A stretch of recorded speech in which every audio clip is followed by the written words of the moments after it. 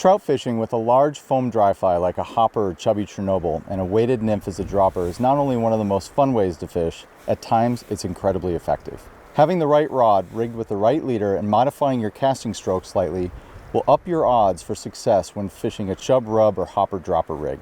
In the G Loomis lineup, the best weapons of choice are the new IMX Pro 9-foot 5-weight and 9-foot 6-weight.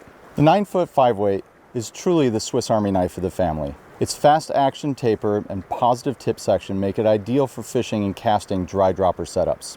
While this rod has plenty of power, it's still nimble enough to fish small flies with light tippets and will work well for a wide range of fishing applications. If you're looking for a dedicated dry dropper rod, the 690 IMX Pro was designed specifically with this style of fishing in mind.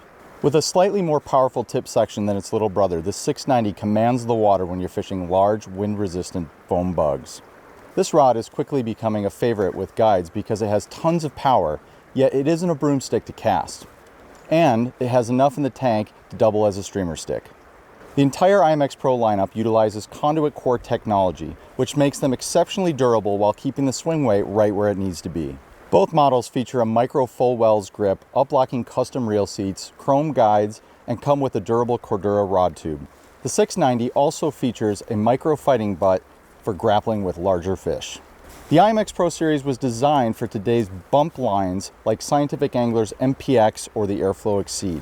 Both of these lines are a half line size heavy and have aggressive tapers which will help you turn over big dry dropper rigs. While having the right tool to cast these rigs, your leader is just as important. For most fishing situations, a 7.5-foot leader from 3X to 1X works well. For your dropper to the nymph, go one size lighter than your leader's breaking strength. That way, if you snag the nymph on the bottom, your dropper knot will break and you'll keep your dry fly. Your dropper length can vary between 18 and 36 inches depending on the fishing conditions. Finally, to be an effective dry dropper angler, it helps to modify your cast slightly. Sometimes a laser-tight loop will actually tangle with a heavy nymph dropper. To combat this, it helps to open your loop using a very slight wrist break at the end of your cast. By doing so, your rod tip will travel in a soft convex arc that will make your loops slightly wider. Don't overdo it though, too much wrist and you'll lose all of your power. The second modification is to add a tuck to your arsenal.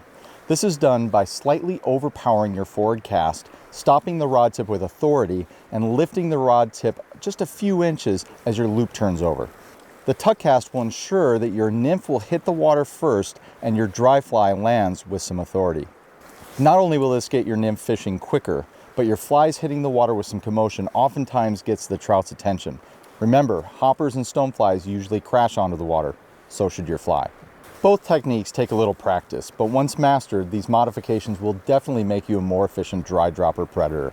To learn more about the entire series of IMX Pro rods from G Loomis and to see more videos that will improve your time on the water, visit tridentflyfishing.com.